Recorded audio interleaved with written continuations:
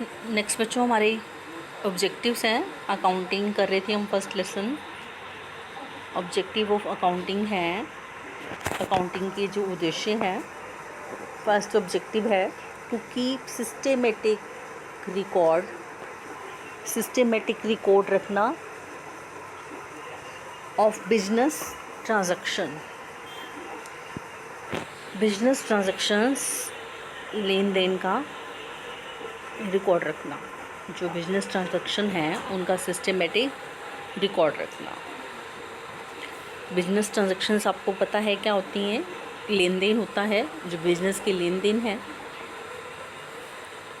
कहते हैं जो मेन ऑब्जेक्टिव है अकाउंटिंग का, कीप करना complete record of business transactions according to specified rules आपको बताए हैं।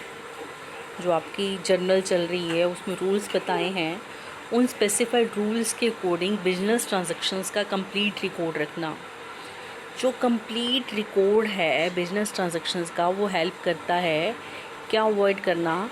जो अवॉइड किसको करता है? पॉसिबिलिटी ऑफ ओमिशन क्या है? भूल। और फ्रॉड मीन्स कपट की संभावनाओं, और मिशन की संभावनाओं मीन्स गलतियों की संभावनाओं को क्या करता है? कम करता है। जो सभी बिजनेस की ट्रांजैक्शंस हैं, सबसे पहले हम कहाँ लिखते हैं? जर्नल में लिखते हैं या सब्सिडीज बुक्स में लिखते हैं। देखो, जहाँ बिजनेस स्मॉल स्केल पे होता है, छोटे स्तर पर होता है, वहाँ तो जर्नल बनाए जाते हैं। जहाँ बिजनेस लार्ज स्केल पर होता है वहाँ पर जर्नल बनाना ही उचित नहीं होता, वहाँ पर सब्सिडीज बुक्स भी रखी जाती हैं। जहाँ लार्ज स्केल पर बिजनेस होता है, आपको इसके फीचर्स में बताया था, सब्सिडीज बुक्स भी रखी जाती हैं। उसके बाद क्या बनाया जाता है? लेज़र बनाए जाते हैं। तो फर्स्ट हमारा क्या ऑब्जेक्टिव है? जो बिजनेस ट्रांजैक्शंस हैं, जो व्यावसायिक लेन देन हैं, उनका सिस्टमेटिक रिकॉर्ड रखने के लिए, सही ढंग से रिकॉर्ड रखने के लिए अकाउंटिंग की जाती है। अकॉर्डिंग टू रूल्स रखने के लिए, नियमों के अकॉर्डिंग रखने के लिए, और किससे बचने के लिए? फ्रॉड से बचने के लिए, गलतियों से बचने के लिए। तो सबसे पहले इसे जर्नल में लिखा जाता है या सब्सिडीज बुक्स में लिखा जाता है। उसके बाद इसकी लेज़र में पोस्टिंग की जाती है। सेकंड हमारा पॉइंट है to calculate profit and loss. जो सेकंड मेन ऑब्जेक्टिव है अकाउंटिंग करने का, नेट प्रॉफिट और नेट लॉस जो अकाउंट से, बिजनेस ट्रांजैक्शन से ड्यूरिंग ए पर्टिकुलर पीरियड में हुए हैं, ये जानने के लिए, नेट प्रॉफिट या नेट लॉस जानने के लिए अकाउंटिंग की जाती है। इस पर्पज़ के लिए trading and profit and loss account बनाया जाता है बिजनेस का। हर एक अकाउंटिंग पीरियड के एंड में trading and profit and loss account prepare किया जाता है। जो सारी आइटम्स रिलेटिंग टू ख़रीदने से, परचेज से संबंधित हैं, सेल्स से, एक्सपेंसेस से, रिवेन्यू से, इनकम से, बिजनेस के, ये सारी trading and profit and loss account में लिखी जाती हैं। और अगर जो रिवेन्यू है, जो आय है, एक्सपेंडिचर से एक्सेस है तो प्रॉफिट होगा, और अगर एक्सपेंडिचर एक्सेस है रिवेन्यू से तो लॉस होगा। तो बिजनेसमैन जो है वो क्या करता है? Trading and profit and loss account बनाता है। ये जानता है, उससे क्या पता चलता है? और बातों का भी पता चलता है। किन किन बातों का? कि ड्यूरिंग एक पर्टिकुलर पीरियड में उसने कितना माल ख़रीदा है, कितना माल उसने बेचा है, अनसोल्ड बिना बिका हुआ माल उसका कितना रह गया, उसने किस किस आइटम्स पर कितना कितना खर्च किया है, कितना कितना आइटम से उससे कितना कितना मिला है। इन सब बातों पर को ध्यान में रखते हुए उन पर अफेक्टिव आइटम्स पर मीन्स एक्सपेंडिचर जिस पे ज़्यादा होता है, by attaining this information a businessman can keep effective control कर सकता है एक्सपेंडिचर पे। इन सब बातों को जानते हुए उस पर क्या कर सकता है? वो कंट्रोल कर सकता है। नेक्स्ट है to know the exact reason leading to net profit और नेट लॉस। वो एग्जैक्ट रीज़न जान सकता है, अगर नेट प्रॉफिट या नेट लॉस हो रहे हैं वो किस कारण से हो रहे हैं, वो उनका रीज़न भी जान सकता है। नेक्स्ट है to ascertain the financial position of the business. For a businessman सिर्फ एक प्रॉफिट और लॉस जानना ही काफ़ी नहीं है बिजनेसमैन के लिए। बिजनेसमैन को फाइनेंशियल हेल्थ भी जाननी ज़रूरी है बिजनेस की। वो प्रॉफिट एंड लॉस जानने के बाद एक बैलेंस शीट बनाता है बिजनेस की। बिजनेस की बैलेंस शीट बनाता है, देखो बैलेंस शीट की जो फॉर्मेट है वो कैसे होती है, ये आपको बैलेंस शीट की फॉर्मेट अब आगे आपके काम भी आएगी।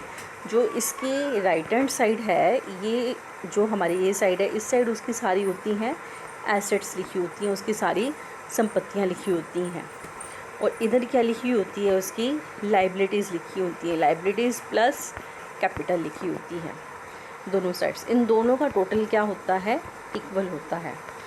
तो ये क्या होता है, बैलेंस शीट्स एक्चुअली पिक्चर होती है फाइनेंशियल पोजीशन की, जो कि देखते ही पता चल जाता है कि उसके पास कितनी एसेट्स हैं, उसके पास बिजनेस में कितने डेटर्स हैं, वो कितने उसके क्रेडिटर्स हैं, मीन्स उसने कितने से क्या लेना है, कितनों को क्या देना है, कितनी उसके पास कैश है, हाथ में उसके कैश है, कितनी उसकी बैंक में है, कितना बस उसके पास क्लोजिंग स्टॉक है, कितनी उसके पास फिक्स एसेट्स हैं।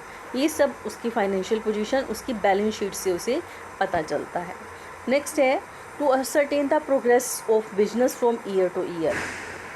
Year to year progress business की जानने के लिए कि बिजनेस प्रोग्रेस कर रहा है, मीन्स वो सक्सेस हो रहा है, प्रोग्रेस कर रहा है, बढ़ रहा है, प्रॉफिट्स उसके इंक्रीज़ हो रहे हैं या डिक्रीज़ हो रहे हैं, बढ़ रहे हैं या इंक्रीज़ हो रहे हैं या डिक्रीज़ हो रहे हैं, मीन्स कम हो रहे हैं। ये भी जान सकता है अकाउंटिंग करके, अकाउंटिंग से उसे पता चल जाता है। To prevent and detect error and fraud, error और फ्रॉड से बचने के लिए और डिडक्ट मीन्स कम करने के लिए। देखो आपको पता है, आपको रूल का पता है, मान लो आपने सपोज करो आप रियल अकाउंट रूल के अकॉर्डिंग आपने कोई क्या किया, आपने एक मशीनरी खरीदी। अब आपको मशीनरी अकाउंट का रूल पता है कि आप ख़रीद रहे हैं तो मशीनरी टू कैश होगा, मशीनरी आएगी तो डेबिट होगी और जाएगी तो कैश जाएगी तो क्रेडिट होगी। तो आप अगर इसके अकॉर्डिंग गलत कैश टू आपने मशीनरी कर दी, आपको पता है रूल का, तो आप क्या करोगे, उस गलती को सुधार लोगे। तो मीन्स क्या है, आप वो एरर डिडक्ट करोगे। तो अगर किसी ने गलत कर रखा है तो आप उसको सुधार सकते हो, क्योंकि आपको रूल का पता है, तो अकाउंटिंग तभी की जाएगी। प्रिवेंट आप बच सकोगे, उसे डिडक्ट कर सकोगे एरर्स को और फ्रॉड को। To provide information to various parties को इन्फॉर्मेशन प्रोवाइड करने के लिए। वेरियस पार्टीज़ को इन्फॉर्मेशन कैसे प्रोवाइड होंगी, कहते हैं अनदर मेन ऑब्जेक्टिव जो है अकाउंटिंग का क्या है, अकाउंटिंग इन्फॉर्मेशन को, इसमें जो इंटरेस्टेड पार्टीज़ हैं, इसमें इंटरेस्टेड पार्टीज़ हैं जैसे ऑनर्स हैं, इन्वेस्टर्स हैं, क्रेडिटर्स हैं, बैंकर्स, एम्प्लॉयज़, गवर्नमेंट अथॉरिटीज़ हैं, एक्सेट्रा। ये इंफॉर्मेशन इन्हें हेल्प करती हैं कैसे, taking sound and judicious decision लेने के लिए अबाउट द बिजनेस एंटिटी, उस बिजनेस एंटिटी के बारे में साउंड और जुडिशियस डिसीज़न लेने के लिए हेल्पफुल हैं। कैसे, देखो बच्चों, जैसे ऑनर्स हैं, ऑनर्स कौन होते हैं, मालिक हैं। अब मालिक को पता होगा कि बिज़नेस कंटिन्यू प्रोग्रेस कर रहा है, प्रॉफिट ज़्यादा अर्न हो रहे हैं, तो वो क्या करेगा, उस बिज़नेस को कंटिन्यू रखेगा, वो आगे आगे और चलाएगा उस बिज़नेस को। एक इन्वेस्टर है, इन्वेस्टर ने मान लो कोई बिज़नेस है वो प्रोग्रेस कर रहा है, उस पर क्या हो रहा है, उसको ROI, return on investment, ROI बोलेंगे उसे, उस पर इंक्रीज़ हो रही है, वो बढ़ रही है, तो वो क्या करेगा, इन्वेस्टर और उस पर पैसा लगाएगा। इन्वेस्टर्स को ROI मीन्स क्या है, उसको रिटर्न्स उस पर ज़्यादा मिल रही हैं, तो वो उस पर ज़्यादा पैसा उसे इंक्रीज़ हो रहा है। देखो आप इन्वेस्टमेंट करते हो, आपको इंटरेस्ट उस पर ज़्यादा मिलेगा, तो आप ज़्यादा उस पर और ज़्यादा पैसा लगाना चाहोगे। तो ये सारा उसको कहाँ से पता चलेगा, उसकी फाइनेंशियल पोजीशन से पता चलेगा, उसकी फाइनेंशियल पोजीशन से पता चलेगा, उसके प्रॉफिट एंड लॉस अकाउंट से पता चलेगा, उसकी बैलेंस शीट से पता चलेगा। इसी तरह क्रेडिटर्स हैं, क्रेडिटर्स कौन होते हैं, जो हमें उधार देते हैं, जिसने बिज़नेस को उधार दिया है। क्रेडिटर्स तभी देंगे, देखो आप किसी से उधार लेते हो, आपने एक बार उधार लिया, तो आपने अगर वो पेमेंट नहीं की तो दोबारा वो आपको उधार तभी देगा जब आपने पहले वाला उधार उसका चुकाया होगा। अगर एक बार आप किसी से उधार लेने जाओगे तो आपको एक बार दे देगा वो, लेकिन आपकी पोजीशन देखेगा। अगर आप उसका उधार देने की क्षमता आप में, वापस करने की क्षमता आप में है, तभी वो आपको अगली बार देगा, अदरवाइज़ वो नहीं देगा। तो इसी तरह जो क्रेडिटर्स हैं, लेनदार हैं, वो भी ये देखना चाहेंगे कि आपकी फाइनेंशियल पोजीशन कैसी है, तभी वो आपको उधार देंगे। इसी तरह बैंक्स हैं, बैंक्स भी आपको उधार तभी देंगे जो आपकी फाइनेंशियल पोजीशन अच्छी होगी, आप वापस देने की क्षमता में हैं तो देंगे, नहीं तो नहीं देंगे। एम्प्लॉयज़ कौन होते हैं? कर्मचारी होंगे। कर्मचारी क्या कहेंगे? उनको अच्छी सैलरी मिले, बोनस मिले, वो तभी देगी कंपनी या फर्म, तभी देगी जब उसके प्रॉफिट्स अर्न ज़्यादा करेगी, वो उसकी फाइनेंशियल पोजीशन अच्छी होगी। तो एम्प्लॉयज़ भी तभी इंटरेस्टेड होते हैं, वेरियस पार्टीज़ उनको इन्फॉर्मेशन प्रोवाइड कराएगी अकाउंटिंग। तो इसी तरह गवर्नमेंट अथॉरिटीज़ हैं। गवर्नमेंट अथॉरिटीज़ क्या होती हैं? वो टैक्स लगाती हैं, तो टैक्स लगाती हैं और सब्सिडीज़ देती हैं। अब टैक्स किस पे लगता है? जिसकी पोजीशन अच्छी होगी, जो प्रॉफिट ज़्यादा अर्न करेगा। अब एक बिजनेस है वो कंटिन्यू लॉस में जा रहा है, उसकी इनकम ही नहीं है, तो वो कैसे टैक्स पे करेगा? तो गवर्नमेंट हो सकता है उसको क्या करना चाहती है, चलाना चाहती है, तो उसको सब्सिडीज़ प्रोवाइड कराएगी।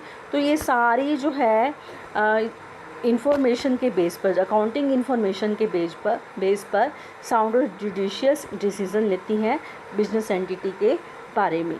तो ये आपके अकाउंटिंग के ऑब्जेक्टिव थे। तो आज से हम इसकी थ्योरी भी थोड़ी थोड़ी साथ में करेंगे। और वो 3 क्वेश्चंस हो गए हैं आपके उस जर्नल में, वो तीनों क्वेश्चंस भी कर भेजो। और ये थ्योरी भी आप कोई प्रॉब्लम हो तो पूछ सकते हैं। ओके।